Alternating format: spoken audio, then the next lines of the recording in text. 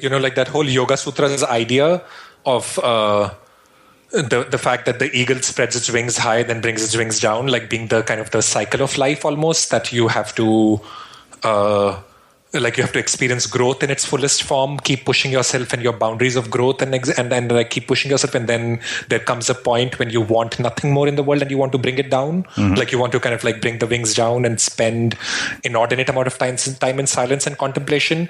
I don't think that's ever seeped into the West, right? Because no matter what you do, you want more and more and more, not just materially, but emotionally. You want to keep growing, keep doing more things, keep stretching yourself. There is never that time for you to think that I've experienced everything in the world, now I have to just bring it down.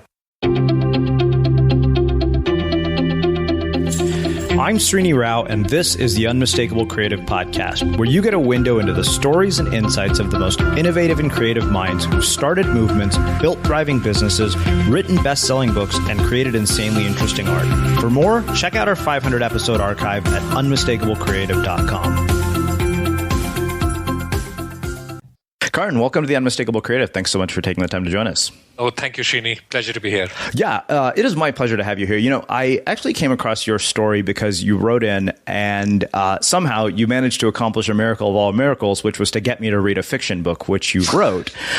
So rather than starting with the story in the background, I want to start a little bit differently than I have in the past. I want to start by asking you, what in your mind is one experience or memory of childhood of a person or event that you feel has ultimately led you down the trajectory of doing all the work that you do? Oh, it's a good question. So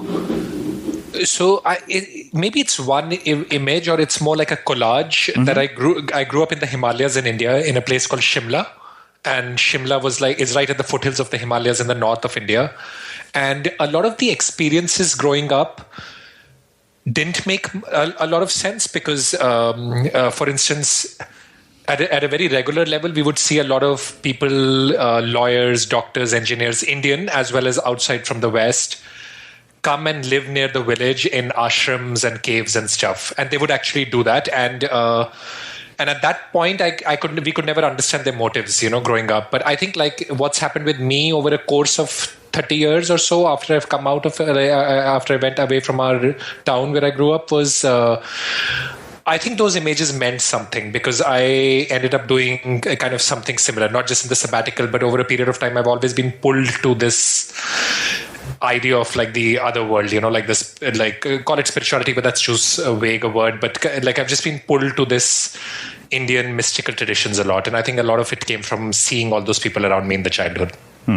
Yeah. What has been the impact on your relationships with other people as a byproduct of sort of growing up in what sounds very much like a small town environment in India, when most of India, based on what we see, is just overcrowding and craziness? Yeah, and I grew up in a very idyllic kind of a town, or at least at that time. Now that also has like expanded a lot, so it's become more commercial. But at that time, it was pretty.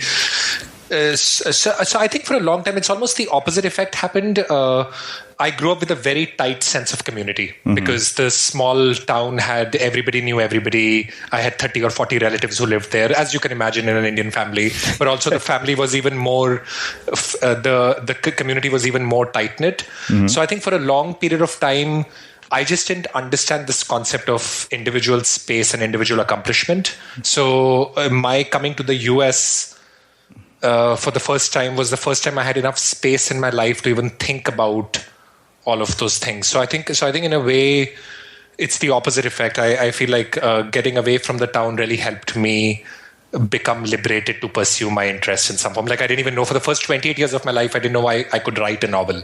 So I started writing at age 28 and published my first novel at age 29. So in the last 6-7 years, I've really expanded my writing and all of that stuff. But it's surprising that I didn't have those. I just didn't have enough space in my life to even know what I could be. Yeah. So community is such an interesting concept to me because I wrote this post recently that seems to be going kind of viral on Medium at the moment about the 38 things I've learned from 38 years on the planet. And one of the things that I said is that we're more connected than we've ever been at any time in history, and yet we're lonelier than we've ever been at any time in history. And I'm wondering, even though you obviously found individualism, is community something that you still seek out in your life and your work? And if so, how? And more importantly, how do other people bring a sense of community into their lives in a world that is, continually connected but more and more lonely? I feel if you're living your dharma in some form, like this beautiful word in Sanskrit called dharma, I felt that when I'm true to my dharma, I always am operating with a sense of community because I guess my life is surrounded by people who are on the same path. And when I'm off my dharma, I think that's when my sense of community diminishes completely. So I think I guess the best thing that you can do to build a community instead of doing a very active outreach, I think you just have to live your dharma in some sense. Okay, so let's define what dharma is for people, and then more importantly, let's talk about how one goes about finding it and how your own work and everything that you have done have kind of led you down the path of finding and discovering it. Yeah, and I love the word dharma because it's very interesting and layered and very different in the East as compared to the West in some form. Because so let's start with defining dharma. So in dharma for me is the innate tendency of every being, right? And like the tree's dharma is to grow and bear fruit. It's not to become a river or to dress up and go to office. That's the innate tendency of a tree. In the same way, the difference in the humans is that the dharma is a more fluid concept and not a static concept. You are born with a certain, I guess, innate tendency, but your actions and your thoughts will change that tendency almost. So in a sense, the only goal for you in a way is to purify your thoughts and actions to the level that you are kind of living that dharma. So having said that, what I mean by that is, if I take it from my own life perspective, I've never felt this calling to become a full-time writer or despite some significant success in writing, I've never felt this calling because I've always felt that my dharma is to be in business in some form. So I've always felt that what I need to do is to purify my actions in business, and that will lead me to a different karma, cause and effect, and so purifying my actions will lead me to purer and purer reactions, which in turn will allow enough space in my life for me to change. Right. So in a sense, what I've seen with myself is that 8 years ago when I first started writing, I'd never written a novel before.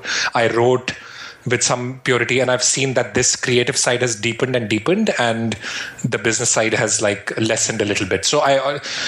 So what I feel is that unlike the US act of becoming all the time, that you always go in this quest of wanting to become something.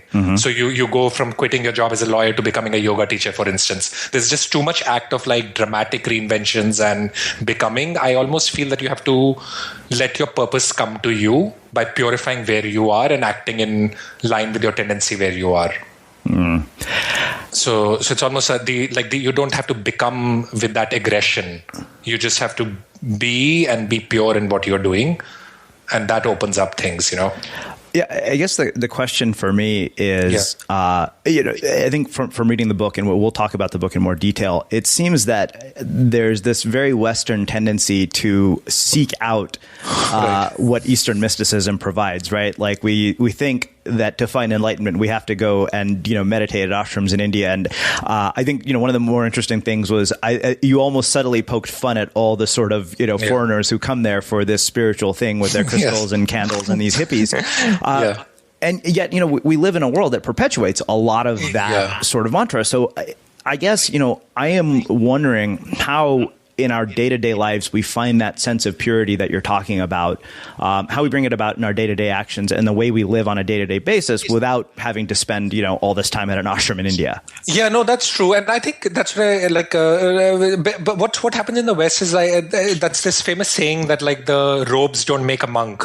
I think what happens is that when here people wear the robes too quickly. So the moment they start meditating and doing a little bit of yoga, they want to wear the robes of the monk and start to become a part of this lifestyle and start talking about vibrations and this and that, but that's not very authentic. So I think what you have to, in my opinion, do is use all these practices to be where you are in a better way, right? So so the moment you start learning yoga and meditation, you don't have to quit to become a teacher or to go into a very, very radical self-reinvention process. You just have to be just a little bit better. You become a little better every day on your own.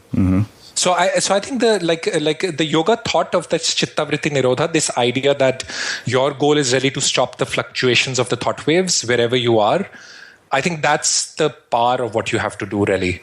So if you use these practices to be a little silent in what you do, and that leads to the space that opens up new paths versus you having to seek out new paths. Mm-hmm.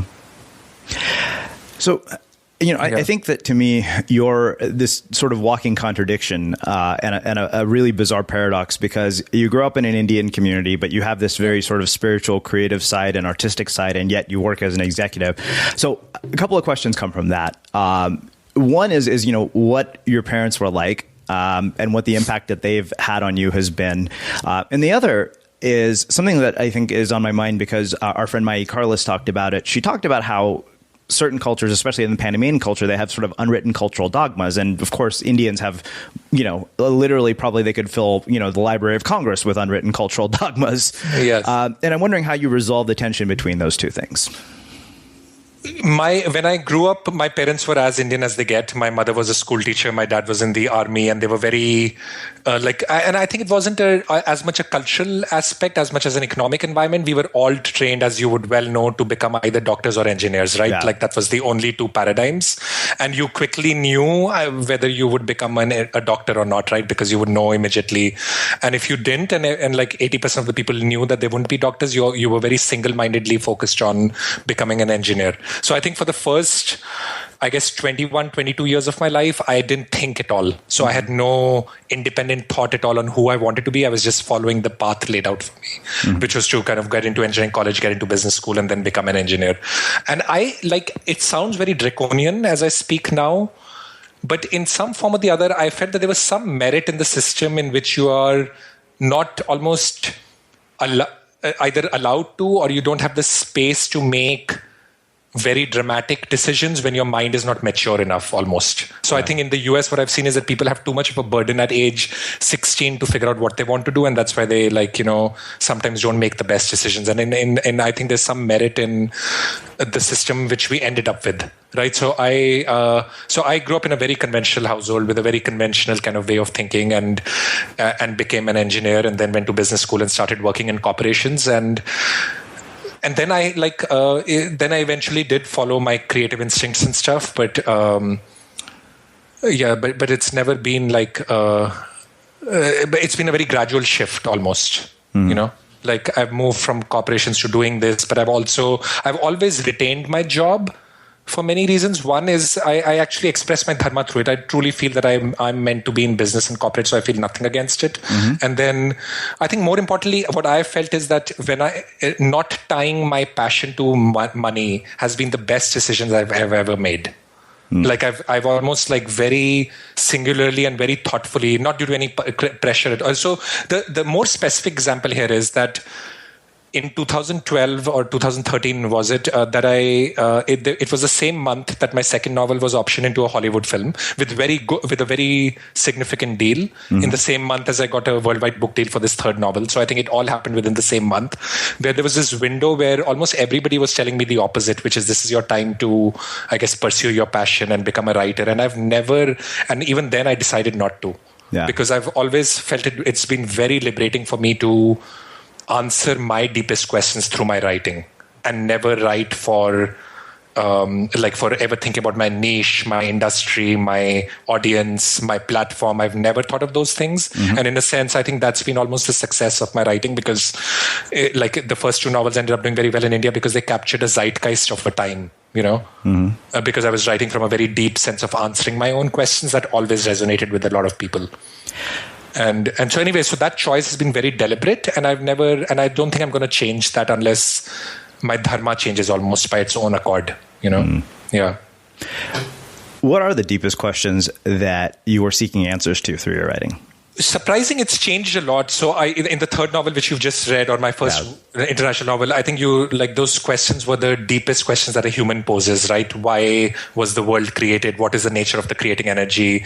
Why is there so much injustice and suffering in the world? I had these questions because like I've always had these questions, but my mother like had a very like dramatic and drastic decline with cancer in a very physical way over a short period of time, and I think all these questions just surfaced up like in a very urgent way.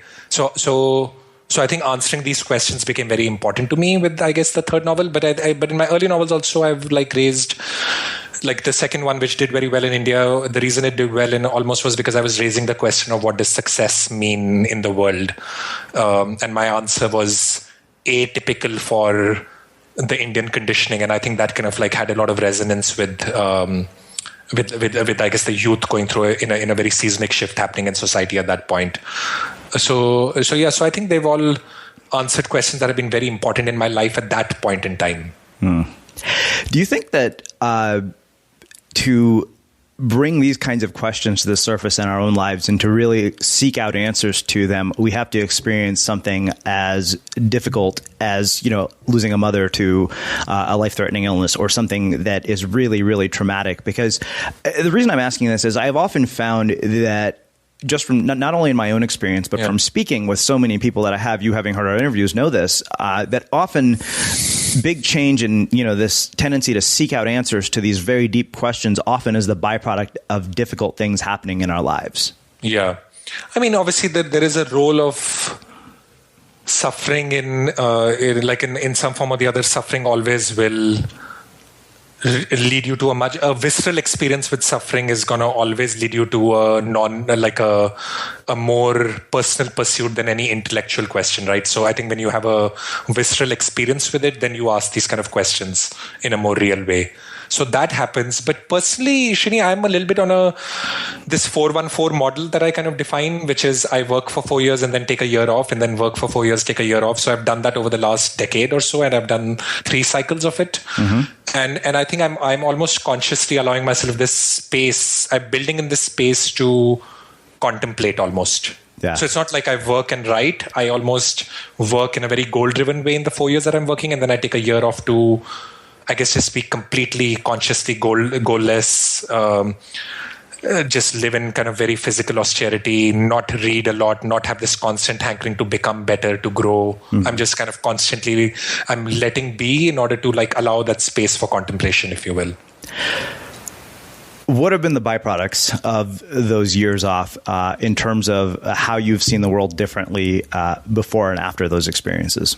So many different things have happened in these years off. So I've done it 3 times, 1 or 2. The first one was not deliberate. Not deliberate in the sense it was just a year off to travel. I didn't realize I would end up with this model. But now I think the consistent things that happen is I make a lot of decisions out of spontaneity and intuitiveness than I ever do before in the years that I'm working, because in a way I'm almost very left-brained and logical. That's my natural way of looking at the world. And I think in this year off, I'm almost training. I become very spontaneous, and I think that comes back to my life a lot. Like I'm very comfortable then of, for instance, writing a novel without any outline or trajectory at all, of letting the characters tell their story. Stuff like that would be very unnatural to my way of being. So it makes me very spontaneous. I think the silence is beautiful, because what happens with someone like me is that I have this constant need to become better, right? So as a result, I read a lot. I consume a lot of self-help blogs. I read fiction. I read a lot of things to become better, and like listen to podcasts or whatever. But the point is that this whole year in which I'm almost not reading too much or anything at all, that silence is very fertile creatively, because like what I've noticed with myself is that I end up otherwise regurgitating a lot of ideas that I'm hearing unconsciously. While in this year, I feel that my creations have a lot of purity to them, because they come from a place of deep silence.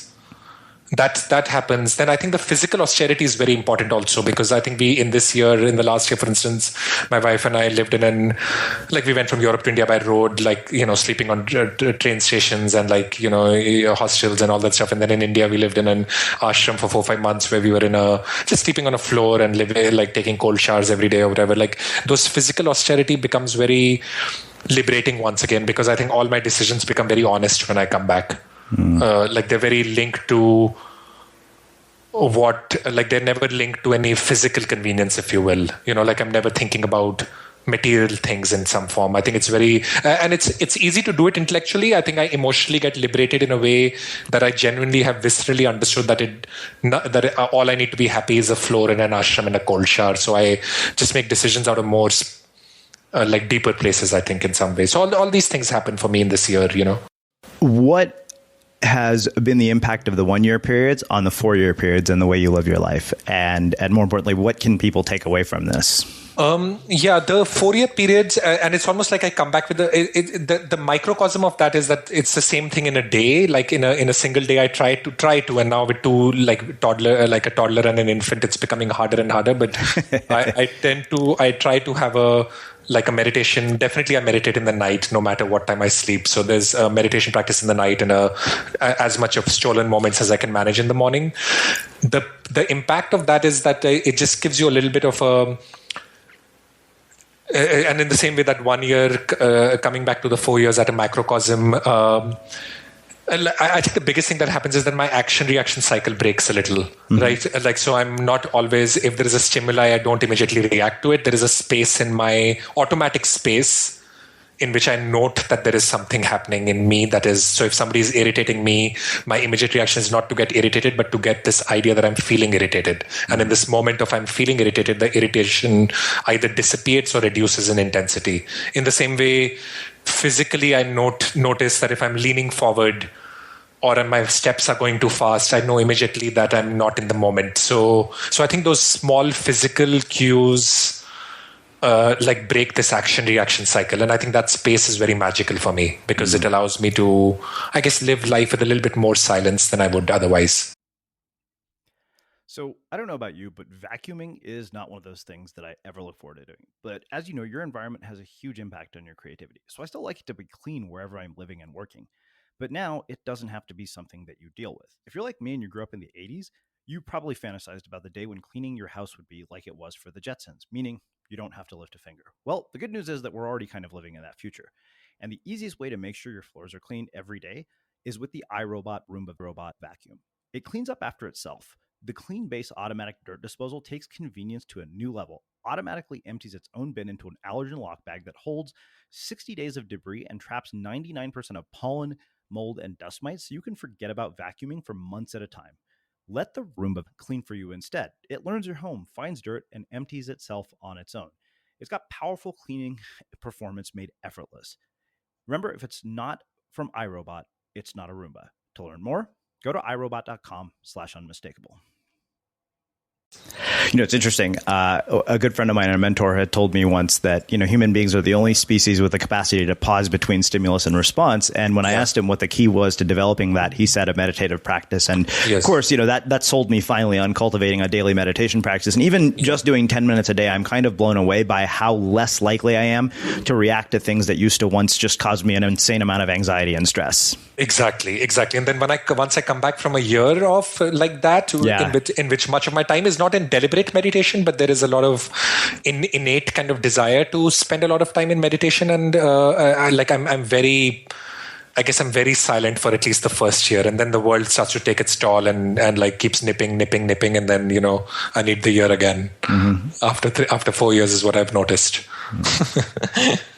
So I want to ask you a few more questions about growing up in the Himalayas and how different it is from what we sort of know of India, because as I was telling you before we hit record, my entire experience of India is my parents saying we're going to India for the summer and me thinking, great, that's not a vacation, that's a punishment.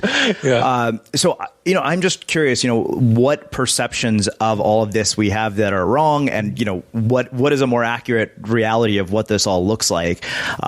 And then, of course, we'll start working our way into what the book is all about.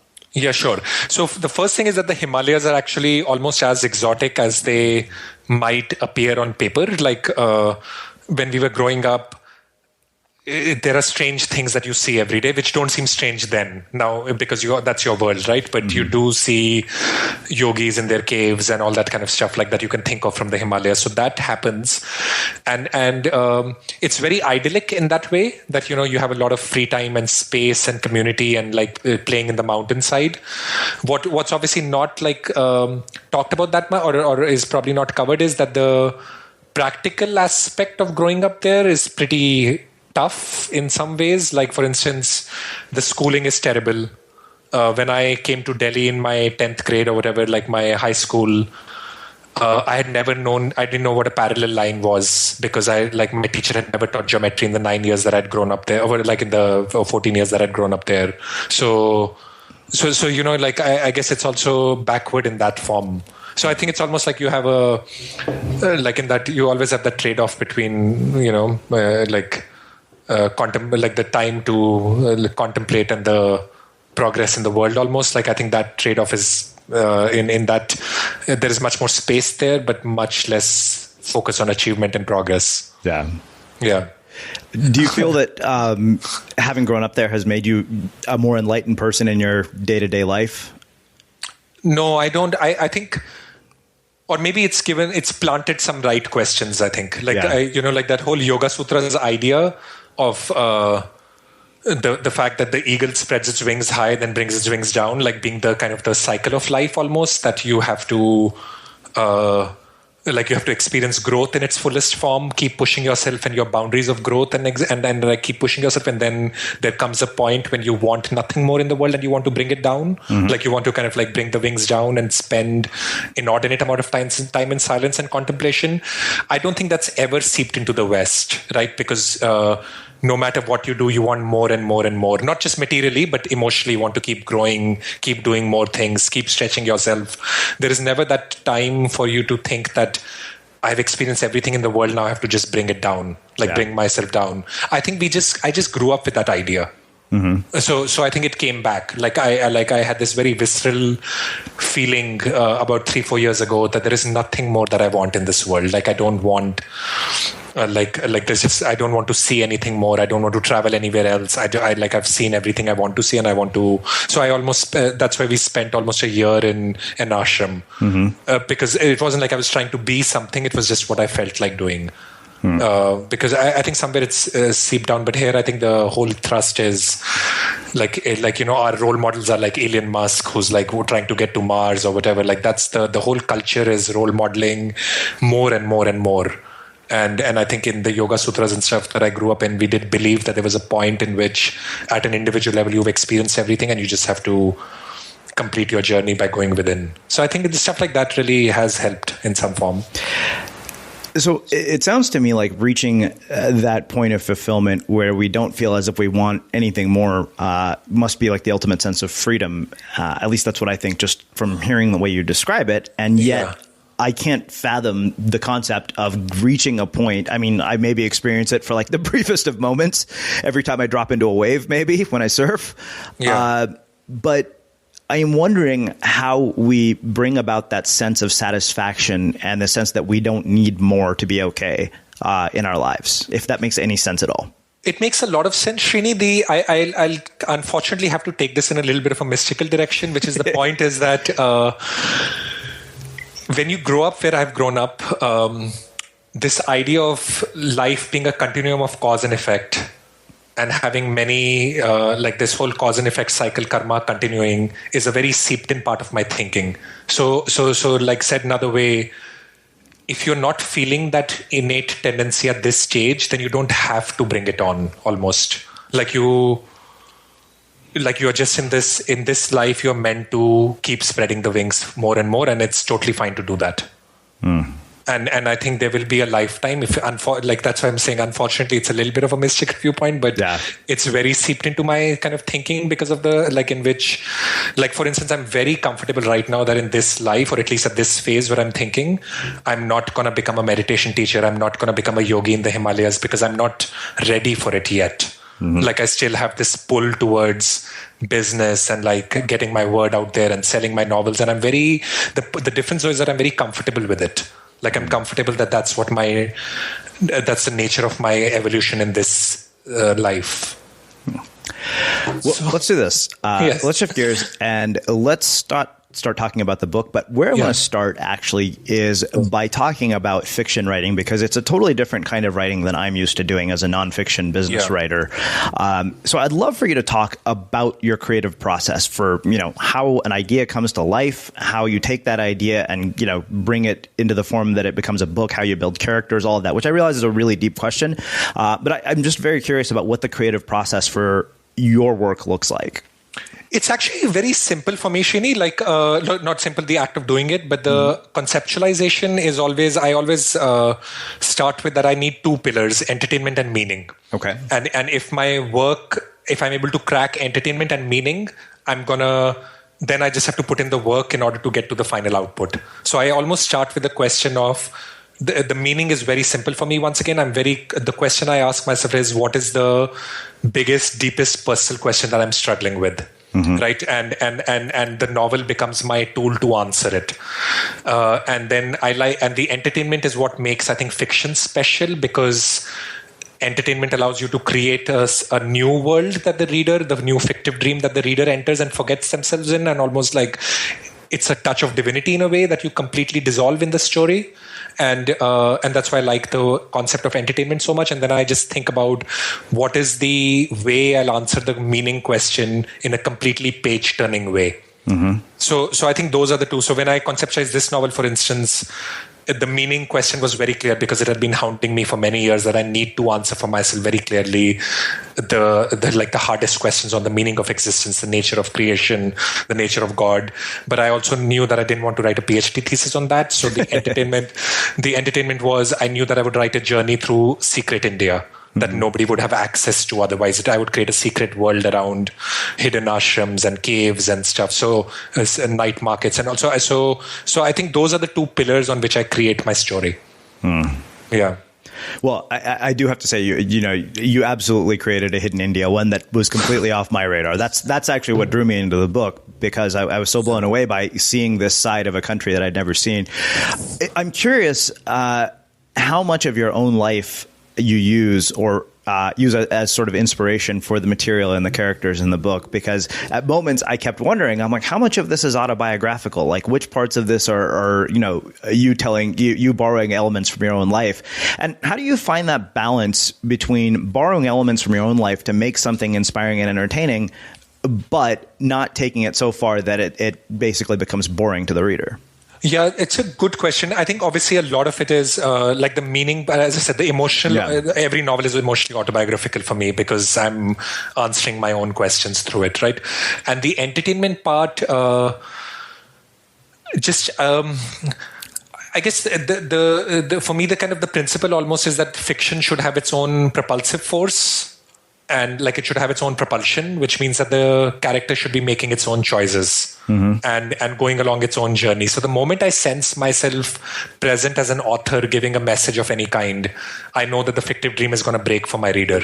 So I almost just go with like the character asking a question, borrowing heavily from my own adventures. And that's why I think this year off is so important for me, because I start living a life in that year, because I'm outside my comfort zone so much. Like I'm like, sleeping in train stations and this and that a lot of adventure comes into my life. And almost all my novels have borrowed from that sense of adventure. And then then I think I just let my characters pose myself. So in a sense, it's almost like if I think of my next novel, I haven't even started writing it yet, but I do know that my meaning is a lot to do with fatherhood and all that stuff that I'm asking myself on what it means to be a yogi in context of a family. And I think the meaning will come from that, and the entertainment will come from like in our next sabbatical, we plan to work in an orphanage in Cambodia for 4 years and live in Spain for 4 months, and then live in Spain learning the guitar for 4 months as a family. And I think a lot of those experiences will lead to the adventure and the entertainment that happens in the novel. Yeah. So it makes me raise a question about what your daily creative habits look like. Are you one of these people who wakes up in the morning and writes every day? Do you keep journals? Like what are your productivity systems and day-to-day habits look like? The productivity systems are set up for the 4 years to be incredibly productive and the 1 year to be completely unproductive almost. So, and that I think is I think that balance is the reason for a little bit of transcendence kind of slipping into the work, because the 4 years that I'm working and writing, if you will, I'm very workmanlike. it's down to a little bit of a science that because I write after work, I write 3 days a week, call it Monday, Wednesday, Thursday, and then I write for 4 hours on one weekend. So that's kind of my like very disciplined 2 hours of writing on Monday, Wednesday, and Thursday, and 4 hours of writing on a Sunday. So net in a week I write 10 hours or like a little bit more than 10 hours, but very disciplined. I keep doing that over a period of a couple of years at least, right?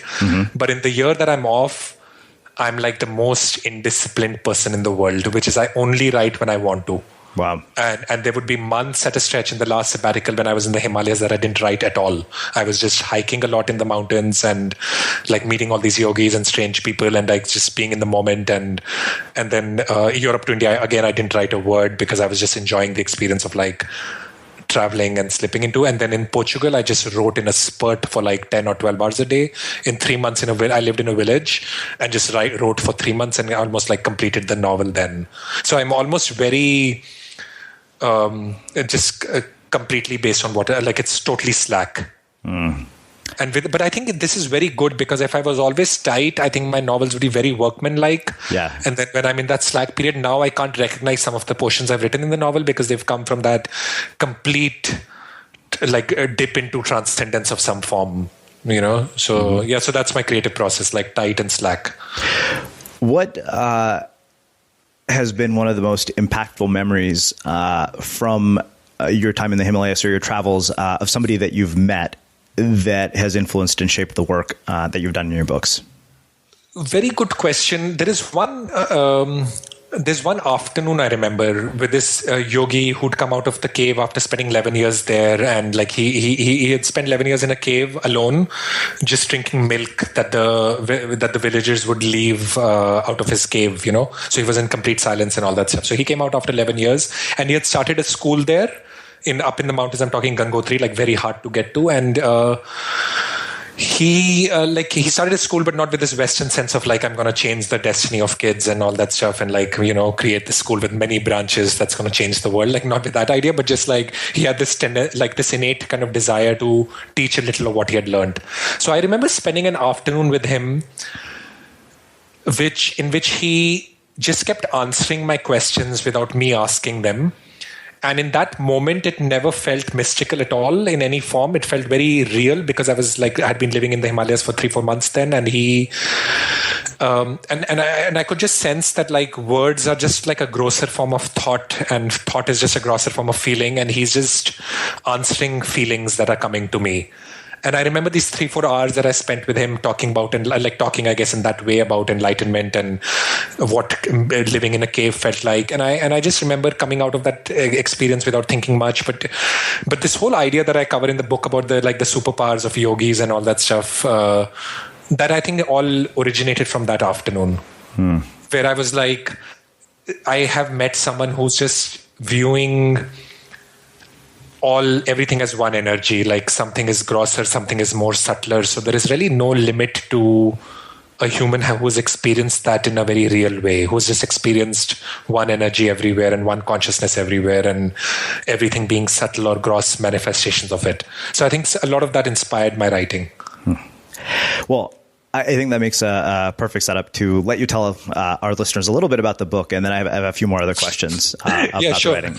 So the book is about a banker who becomes a yogi in the Himalayas, but it's not a self-transformation kind of story at all. Or I guess the transformation is subtle. The bigger, I guess, the more dominant portion of the book is the page-turning adventure through hidden India. So the guy goes to hidden night markets and ashrams and caves, and in this process transforms because of the experience he's had. I think that's a good summary of the book. A journey of transformation and a page-turning adventure through India. Yeah. Well, I think that, like I said, I think that's a very accurate description. And, as somebody who had spent time in India, it was really cool to see this other side of it. It made me much more curious. I had sworn off ever going back to India again. I thought I'm never spending my own money to go on vacation where I'm going to be able to deal with nothing but noise, dirt, and pollution. But it really made me rethink wanting to visit. Yeah, because the remoter you get in the Himalayas, the more almost purer your experience becomes. So the place that I've written about in the Himalayas is about it's almost like from Delhi you have to take a bus to Rishikesh, which is like a 6-hour journey. From Rishikesh you have to go to Uttarkashi, which is another 7-hour journey by bus, and then you can only go hiking up 6-7 hours up. So it's almost so remote to get to, and yet there are people who are living there, and they've I guess that's why the environment is so kind of pure and off the conventional idea that you have of India. Yeah. So I want to ask a few questions that I typically haven't asked in interviews before. What have been sort of the artistic influences in your life? Like if you could name a piece of art, whether it be a movie, musician or a book, something that has influenced and shaped the work that you've done, what would you say it is? A couple of things would have shaped it in surprising influences. I would say Forrest Gump. Surprising, and I'll tell you why. And not actually the movie, the book. Okay. It's very formative for me in some form because my aunt who was visiting from the US left the book in India when I was visiting college or something, or coming back from college. And I remember being very transformed by reading the book in some form. And I just chose at that point to live a life which was full of adventure in the way Forrest's life was. And I think for the first time, and it must be age 22, 23, I think I realized the power of a story to transform in a way that I'd never felt with a diet of like self-improvement books, if you will. I'd read a lot of things that we used to read in India that I'm like Iautobiographical biography or all that kind of stuff. And none of them had really kind of truly viscerally changed me. And I remember reading Forrest Gump and feeling changed as a person. So I think almost the seed of this whole idea of entertainment and meaning, like meaning always wrapped up in a very entertaining bundle, came through Forrest Gump. And that's been my writing tradition forever. So and I've appreciated books like that. The White Tiger, for instance, the most recent book that I remember, in which I couldn't stop turning the pages, and yet obviously it was very real about India. So again, I've really enjoyed these. And I've never almost enjoyed books and I hate to say it because I never criticize books, but I've never been able to enjoy The Alchemist, right, or Zen and the Art of Motorcycle Maintenance, or Celestine Prophecy, because I recognize the presence of an author in these books who's trying to communicate a message to me. While when I look at books like Forrest Gump or something, there's no author. It's just the character, the White Tiger or whatever. So I'm very influenced by literature in which there is no inherent meaning at all, but then yet it kind of completely leaves a very deep impact on you because the story is you melt into the story completely. Yeah. Wow. So nobody would have ever mentioned Forrest Gump as an influence, but it's a very enduring influence. It almost makes me want to read the book now. Yeah. Well, this has been awesome. You're full of so many nuggets and just pearls of wisdom. I like interviews like this because there's really no map, and we're left with a lot more questions than we are answers at the end of something like this. Yeah, because I think I'm in because I think I don't have a fixed end state of standing on a pedestal and giving advice of it. In the sense, I haven't become, it's a process of becoming in a way. Yeah. Well, speaking of questions, I have one last one for you, which I'm sure you've heard me ask since you've listened to our interviews. What do you think it is that makes somebody or something unmistakable?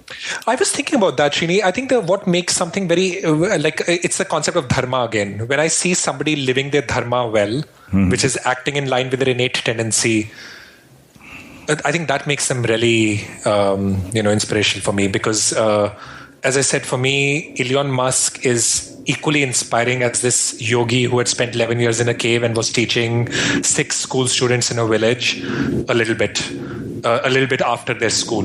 Because he was just I could see the purity of someone living in accordance with their tendency and not trying to be someone else.